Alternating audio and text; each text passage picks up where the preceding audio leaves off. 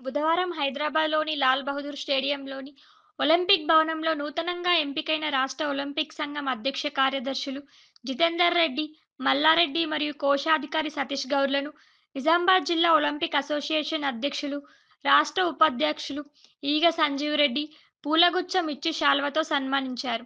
ఈ సందర్భంగా జిల్లా ఒలింపిక్ అధ్యక్షులు మాట్లాడుతూ, ఈరోజు బాధ్యతలు స్వీకరించిన ఒలింపిక్ సంఘ అధ్యక్ష కార్యదర్శిని మరియు కోశాధికారిని సన్మానించడం జరిగిందని, క్రీడల అభివృద్ధికి కృషి చేయాలని, జిల్లా మరియు నియోజకవర్గ పరిధిలో అన్ని సౌకర్యాలతో స్టేడియాలు నిర్మించాలని, జిల్లా కేంద్రాలలో కోచ్లను భర్తీ చేయాలని సూచించారు.